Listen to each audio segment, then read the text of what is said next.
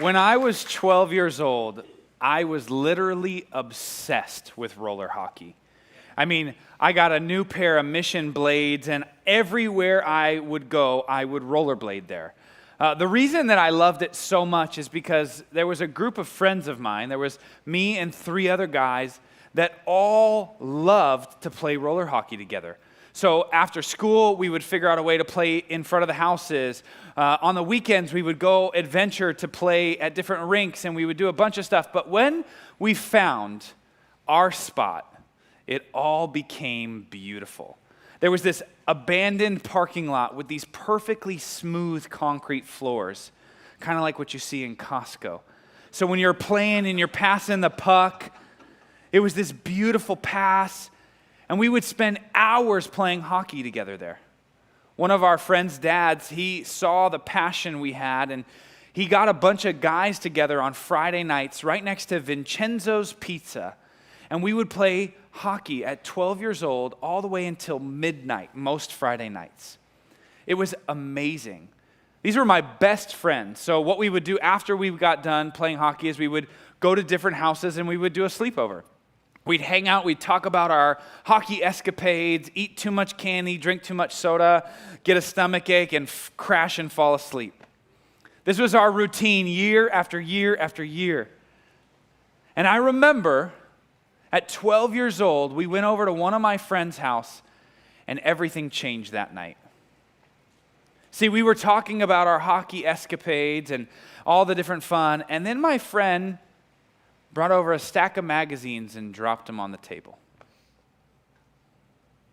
We started to flip through these magazines, and I think we all knew that something inside of us that this was not okay, but there was also a portion of us that really liked what we saw. This was my first exposure to pornography. 12 years old, and I fell into this trap and this cycle.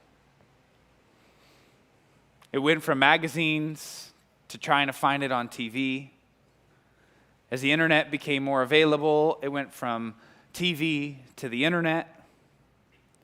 It became a part of my thought process every day. I would go to great lengths to find this material. And eventually it actually led to me wanting to do some of the things that I saw with other people. And so I'd put myself in situations and scenarios that were definitely outside of what I knew was right, but there was this thing pulling me into it. That moment at 12 years old began a 15-year journey with pornography and lust and sexual sin in my life. You might be here today and you identify with that with me. Where you clear your browser history, you long for other people. Maybe you've gone so far where you actually fell into an extramarital affair. Maybe for you it's not lust. Maybe it's some sort of addiction. Maybe it's alcohol, and people around you think that you're fun, but really you're numbing the pain and you're using that substance to medicate. Maybe it's a prescription drug that you cling to and you use beyond what it's supposed to. Maybe it's not that kind of substance. Maybe for you it's food. For you, you eat and you look normal, but when you get home, you purge. Or you say, oh, I already ate, and you avoid just to make sure you look the right way. Or maybe you're on the other side of the spectrum where food is your emotional companion and you struggle with gluttony. And in the moments where you feel sad or you're celebrating, you run to food to be your thing. For some, it's greed, it's envy, it's manipulation, it's lying, it's cheating, it's fraud. And I know there's some of you who are going, oh man, I'm glad I'm not in that camp. But you struggle with judgment and gossip. I think I've covered them all. I'm well aware of what it feels like to be in that struggle. The shame that comes over us in those moments. You get into an environment like this and that's what you feel. You hold on to guilt. You're worried that if somebody finds out your secret, they're going to judge you or condemn you. And for some of you, you have been living with this secret for so long. Now, today's time together, our message, I'm not up here to shame you. I'm not up here to condemn you. Actually, I'm here to give you hope. I'm here to let you know that that doesn't have to be your story. And so the main point that I want to address, if you don't listen to a word I say the rest of the time, but you take this home with you, I want you to know that no matter where you are on that spectrum, Jesus brings victory over all of our sin, past, present, and future. Now, I thought there would be a room full of people that get a little bit more excited about the fact that Jesus brings victory over all our sin. Okay, good. Just want to make sure you guys are awake. I know we started that a little tense, right? But we're going to look at a story from the Old Testament today. If you're not familiar with the Bible, there's two different versions, the one before Jesus came and the one after he came. And we're going to look at a story about how God's plan became victorious despite human interference. Now, if I set the stage for you, we're going to look at this story in this timeline of where God's chosen people, the Israelites, they are living in this promised land from God. They've been set free from bondage of their enemies. They've walked free into the promised land. And once they got into the freedom, they kind of did like most of us. They wavered in their devotion to God. Sometimes they would be like, we love you. Other times they'd be like, where's he at? And they would ask these questions, but they would live in this back and forth roller coaster. And there was no king or no ruler to kind of set them right. So what God did is over the course of time, he appointed people called judges that would help kind of deliver them from the evil hands or to make sure that they were walking in alignment with God's will. One of those judges, his name was Samson. And he's going to be the focus for our Bible time today. Now, I want to let you know, Samson himself was a miracle. Okay, his parents were unable to conceive. And an angel of the Lord showed up and said, hey, I want to let you know, you're going to have a son. And we're going to dedicate him. We're going to set him aside to be used by God. He's going to deliver the Israelites from the hand of the evil Philistines. So here's some regulations. Don't ever drink wine. Don't eat any unclean foods. But his hair is going to be the key. He's going to have these long, beautiful locks, kind of like Fabio, okay? And he's going to have unbelievable strength. So like the key to his strength is his hair never being cut. So think of like Arnold Schwarzenegger at his prime, mixed with world's strongest man and Superman capabilities. Like, doesn't make sense to us, but God can do whatever he wants with broken people. And so that is who Samson is. He has this great plan for his life. And as I was preparing this, I kind of had the question to myself, and maybe you ask yourself this question: does God have a purpose and a plan for my life? Have you ever asked yourself that question? If you have, could you just raise your hand with me, hold it up? I want you to look around real quick. Keep your hands raised. Roughly 75 to 80% of the room here has asked that question: does God have a purpose and a plan for my life? The other 20% just didn't want to be vulnerable enough this morning, okay?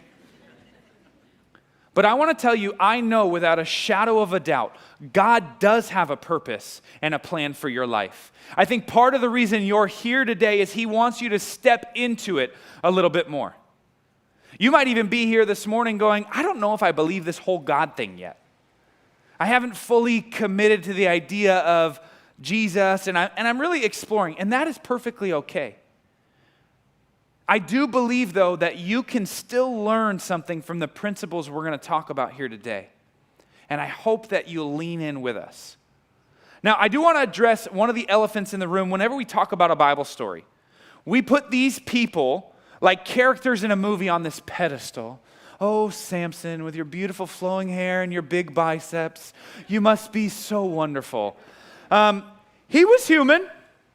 And although he had incredible strength, he was dedicated by God, he had some crazy, crazy faults. He had innate desires inside of him like all of us do. And he had a couple huge pitfalls. Now for Samson, his biggest Achilles heel was that he loved himself some Philistine women. I mean, he walking down the street like, oh, she's fine, man. Oh, I need to take that home and show mom. Like, he loved the Philistine ladies, okay? He didn't even like his own people. He was like, that girl is me. And like, to kind of give you some context, this is kind of like one of those Romeo and Juliet situations, like star-crossed lovers. They're not supposed to be together. In that story, it's beautiful. In this one, it's like bad, okay? It's almost like somebody who has celiac disease that loves to bake sourdough bread and like smell it and touch it, but they won't eat it because you know they're going to go to the hospital, right? It's not supposed to come together.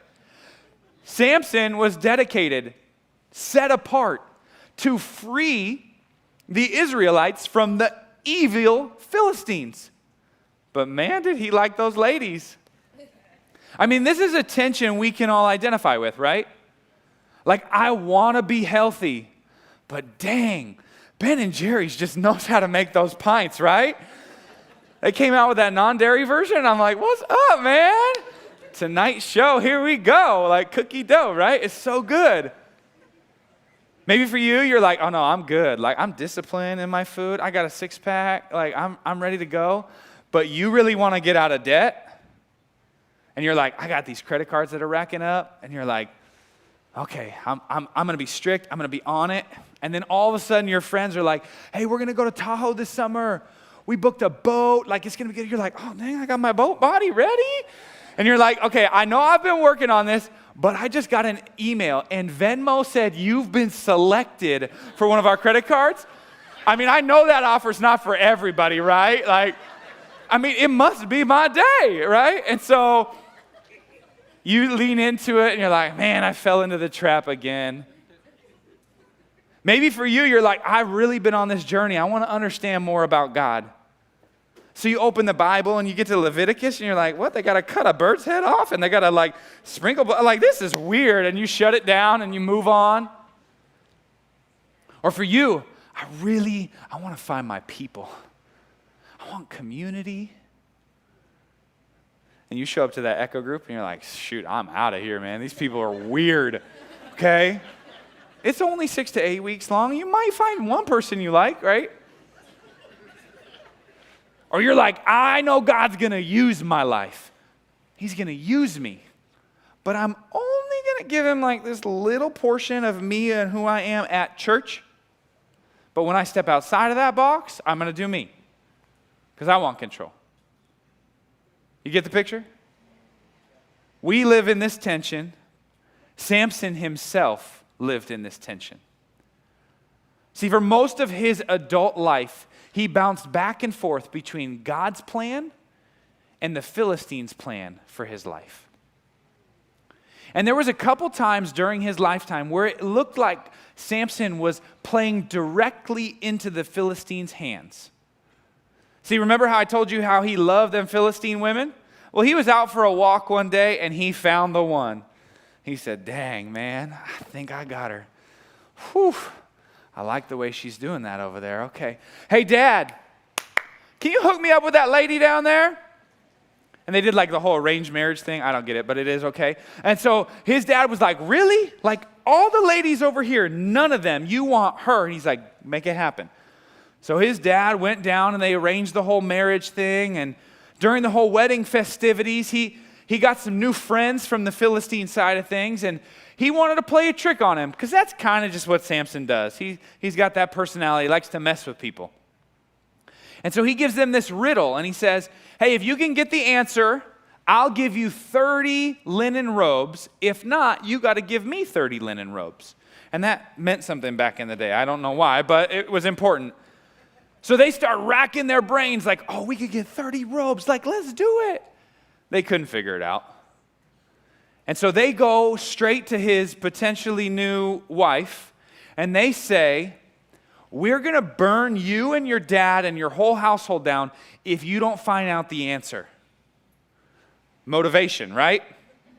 So she turns and goes, and she's like, oh, Samson, if you love me, tell me. Like, she's nagging at him. She's full of fear. And Samson is like, dang, this is annoying. So he finally tells her, and then they get what they want. See, it's really interesting. The very thing Samson desired betrayed him and put him in bondage to his enemies. You see how that works for us? Now, lucky enough for Samson, despite his foolishness, God was able to get him out of a couple of those scenarios. And for that one we were just talking about, look at this. It says in Judges chapter 14, it says, then the Spirit of the Lord came powerfully upon him. He went down to the town of Ashkelon, killed 30 men, took their belongings, and gave their clothing to the men who had solved his riddle. But Samson was furious about what had happened, and he went back home to live with his parents. Now, I understand. I don't get it, okay? The context of the Bible sometimes doesn't always resonate, but if you get the whole picture of what God is doing, it makes sense here. But I think the lesson for us to learn in Samson's story is that God can use our failures for his fortune. Samson was supposed to judge the Philistines. But even though he fell into the hands of loving one of their women, God used his brokenness and his mistakes to pay back what was supposed to happen. A lot of us think that we're disqualified because of our past failures or the things that we're falling victim to. But in the right timing and in alignment with God's plan, he can use anything he wants for his purposes, even your mistakes. So now, although Samson gave in to his request, he was betrayed. But I think that for us, we see Samson bounce back and forth into these things, but the only thing that actually gets him out of that is that the Spirit of the Lord came upon him. Even though Samson has these big muscles, he's super strong, it was the Spirit of the Lord that got him out. But we all live with this idea that for many of us, we can get ourselves out of any predicament we walk into on our own strength, and if not, we just hope God cleans up our failures. I want to illustrate this for you. So they're going to put something on the wall here, and we're going to bounce back and forth between a few ideas here, okay? So we've got our plans over here, and we've got God's plans for our life, okay? So let's play through a couple scenarios, all right? Relationships, everybody's favorite topic, right? So we're over here in the relationship side of things, and you're like, all right, I got a checklist of what they need to have, all right? I got to try it before I buy it because I'm stuck with it for the rest of my life, and then, even if they don't follow Jesus all the way, like, I think I can get them there. Like, it'll be okay. And so we live our lives in these relationships and we figure it out. But in the reality, what does God say over here? He says, hey, I want you to save it until marriage, okay? I want you to make your marriage look like an example of what it looks like to be in relationship to me. So you should both be passionately following me first. We're like, okay, I don't know if I really like that. And then let's use another scenario. Our finances, okay?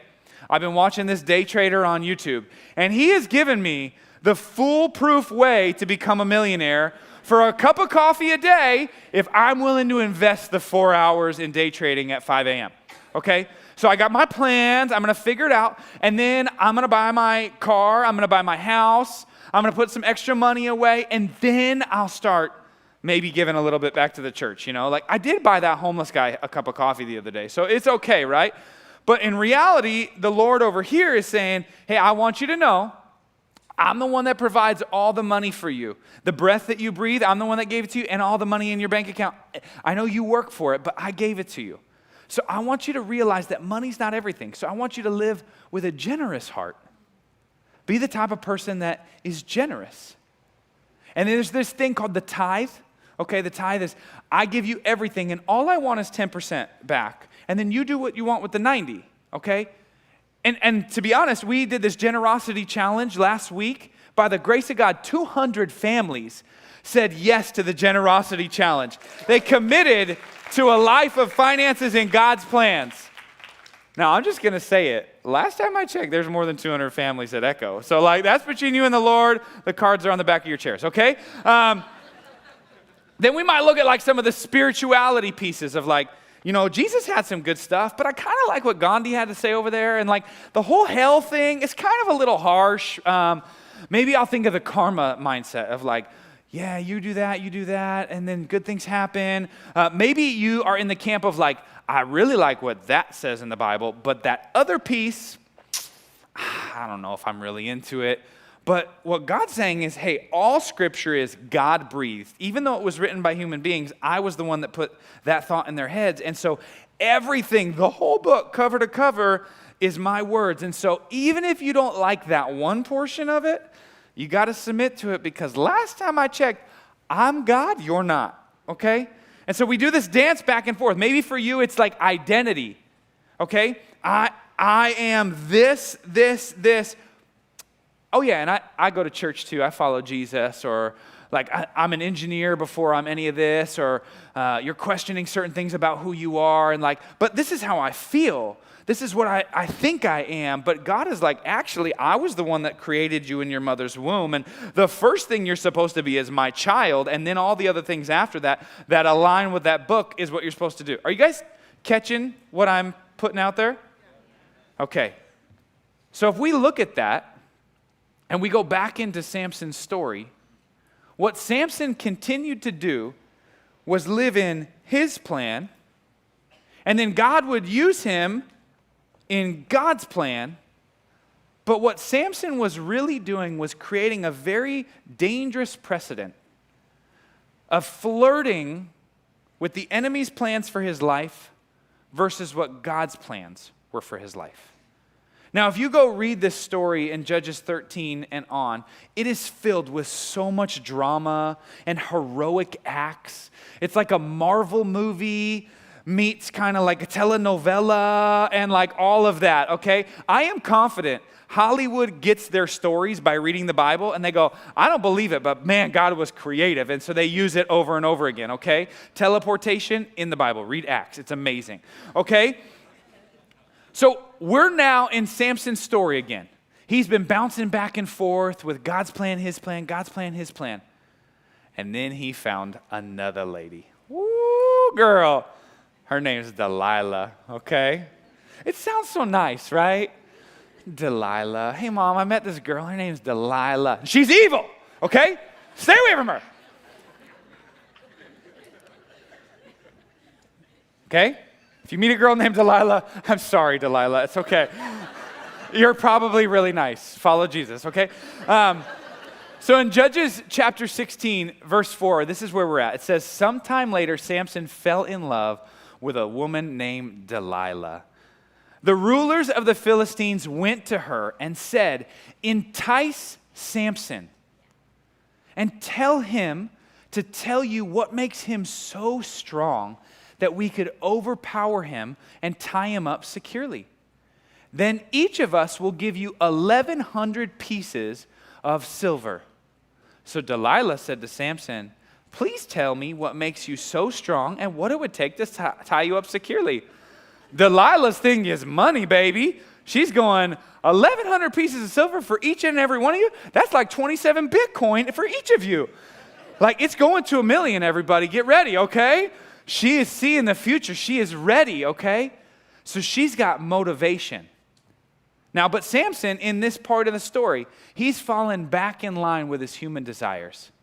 And because of his choices, he's putting himself in a real vulnerable situation. But did the thing that he desired really have his best interest at heart? And that's why I want to camp for just a second. We hear stories like this and we go, okay, if I want to go out of my plan and into God's plan for my life, how do I identify in different scenarios or situations how to do that? And I have 3 ways to differentiate God's plan from others' plans. And these are just simple questions you can ask yourself and reflect on. The first one is this desire aligning me with God's plan or God's desires for my life? Is this aligned with what God's will is? The second question is, if I choose this path, am I putting myself at risk? Real clear risk analysis. This isn't like, oh no, if I go ride my bike, might I skin my knee? No, like we're talking about like bigger things here, okay? And then another question, the third one is, will this thing or this person really have my best interest in mind? Like, are they just using me to get what they want, or do they legitimately feel like this is the best thing for my life and it aligns with God's will? It's not like one of those questions, it's all three together. Now, unfortunately for Samson, his love interest, Delilah, she was highly motivated by her reward. And so what did she do? She nagged and she pestered him because she believed that if she could get the key, it was going to open up riches for her. And Samson fell into this 3 separate times. He was playing with her. Oh, if you do this to me, I will do it. And then they come in, he's like, ba-bam, check out my biceps. Like he was ready, okay? But Delilah was persistent. And what Delilah did is she found the weak spot in Samson. See, I want you all to know that there is an enemy to God. And he wants to exploit your weakness. And he has no problem with you having the handcuffs open. Because you could like walk with him for a little bit. You're like, hey, come on. No, come on over. I'm going to be in God's plan today. And then he lures you back. Pull me back, Regis. He's like, oh, I got you back over here. And you continue to go back and forth. And you're just kind of holding it. It feels good because I still got the freedom to walk in God's plan. I'm like, I love you, Lord. Yeah. And then you like walk over here and you're like, oh, okay, good. And then you come back over here and you sing Billy's song, For All That He Is. Okay. And then you come back over here like, dang, I like this part over here. Feels good. And you come back and forth. You do this dance, right? That's what Samson was doing. We all know this. This is what our lives look like half the time, or 80% of the time, or 100% of the time. But then everything changes for Samson and for us. Then Delilah pouted. How can you tell me I love you when you don't share your secrets with me? You've made fun of me 3 times now, and you still haven't told me how strong you are. And just like his first bride at the very beginning for Samson, she nagged and she nagged and she nagged and she nagged and she nagged until he was sick to death. We all have those people in our life, right? It's like your mother-in-law that just keeps coming at you, right? Mom, I'm not talking about you, Linda. I love you, okay? She's amazing. I love you. I'm just using it for context, okay? No, I really do love my mother-in-law. She's awesome. Make that clear, okay? It's just such a great example, right? But finally, Samson did what he should not have done. He shared his secret with her. The key to my strength that God has always given me was that my hair could never be cut because I was dedicated at birth. Delilah finally realized he had told the truth. So she sent the Philistine rulers and said, come back. I got a secret. See, what happened in this moment is Samson went from flirting to bondage.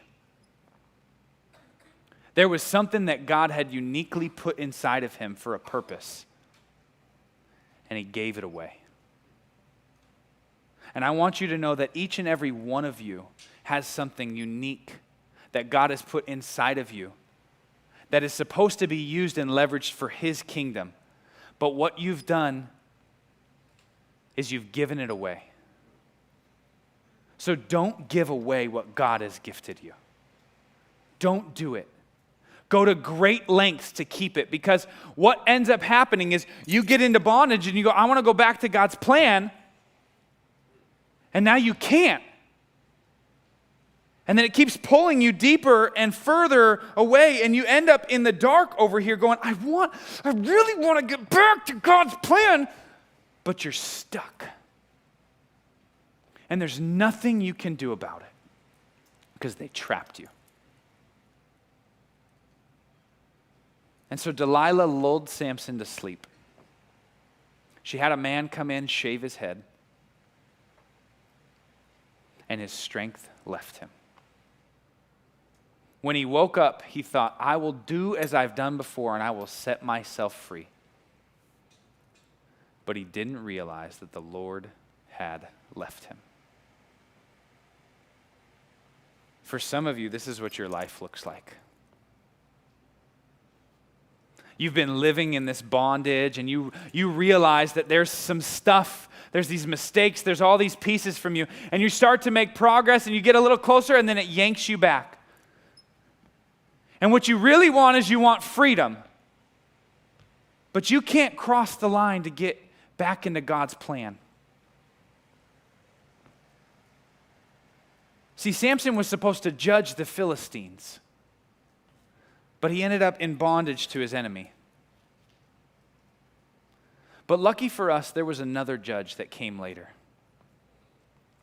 Another 1,000 years later. And this judge didn't come to condemn the world. He actually came to save the world through him. That judge's name is Jesus. See, Jesus came and he lived fully human. And he went through every trial, every temptation. He had a unique calling and gifting on his life. But what did he do? He stayed 100% committed to God's plan for his life. And then on top of that, he offered his own body as a sacrifice, because he said, I've done it the right way. If I can do it, what I can do is I can set these people free. He gave us a path to victory in our lives. Jesus, the perfect judge, through his miraculous conception to a virgin, the same way Samson had a miraculous conception, to the unique calling on his life, he had the distinctives that Samson didn't. And the beauty for us is if we choose him, he chooses us, and he sets us free. Jesus is the key to victory. Jesus sets us free from our sin. And it's only when we turn from our wicked ways and we say, I'm done with this crap. Jesus, I'm giving you my purity. I'm giving you my finances. I'm giving you my life. I'm done with you, and you can walk into God's plan for your life. But it means you have to make a choice. It doesn't matter what you've done. It's about choosing freedom in him. In Isaiah, it says this, no matter how deep the stains of your sin, I can remove it. I can make you as clean as freshly fallen snow. Even if you are stained as crimson, I can make you as white as wool. Samson eventually recognized his pitfalls. He cried out to God and he said, please, Lord, set me free. I don't want to do this anymore. Would you use my strength, renew me one more time to take down these people? And because of God's grace and his love, he accepted his plea. But it cost Samson his life in the process. For us, we can cry out to God. We can choose to walk and put our life and our trust and our hope in him. And he gives us victory from our sins, but it doesn't cost us our life because Jesus gave his life in place of ours. We get a new life in him, where our past is wiped clean. Our sin is no longer on our record, and we have Jesus' blood that covers us. And that is why for all of us, we can live in the reality that Jesus brings victory over all of our sin, past, present, and future. Can you imagine with me for a second what it would look like in our community if we lived from victory? If we chose to always be aligned with God's plan for our life? Our neighborhoods would change. They'd be filled with community. Our schools would be a place of safety and warmth. Our workplaces would feel much less stressful. Our family dynamics would be much more intentional. And most importantly, I believe our region would fully experience the love of Jesus through broken people like us. In just a moment, our band is going to come up and they're going to lead us through a song. But during that song, we're going to have the opportunity to take communion. Communion is a representation of what Jesus did for us on the cross. His body broken, which is the bread. His blood shed for us as an atonement. Covering us when we choose to accept his free gift of salvation. Now, if you've made that decision, or today is the day you want to turn from your plan into God's plan for your life, then as the band plays, I encourage you to go to any of our stations and get one of the communion cups and take it as you please. And let's be the type of people that are reminded as we take of these elements that Jesus paid the price so we could live victoriously into the future. That we don't have to be filled with guilt and shame like that of a 12-year-old boy exposed to pornography at such a young age. I am set free from that because I have aligned my life with God's plan and purpose for me. I am living victoriously because of Jesus' blood. And you have the same option each and every day. It doesn't mean I don't struggle. It doesn't mean that the desires just fly away. I'm a human being. But I've committed to God's plan for my life. I've committed to my wife as the only one. Because I know what it feels like to be stuck in sin. But I want to live freely in Jesus. So would you all stand with me and grab this bookmark on your chair? During this series, we've been making declarations over our lives. Because sometimes we have to say it outside of our mouths to believe the things that are inside of us. And so I'm going to say these and I want you to repeat them back to me. But could we do it from a posture of victory instead of guilt and shame? One more time. Can we do it from a posture of victory? Okay, all right. I probably set it up wrong. My apologies. All right, here we go. I am not defined by my past. I am free from guilt. Shame has no place in my life. My future is protected by his blood. I cling to his promises. I reject the moments of doubt. I don't have to earn his love. I have received his grace by faith. I long to walk in his purposes for me. He has given me strength to overcome any obstacle. I am his beloved child. And let's say this one with a little gumption. I am victorious.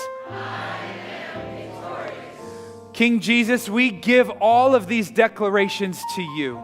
We ask that you would use these broken people as we submit our lives to you and we step out of our plans into your plan for our lives.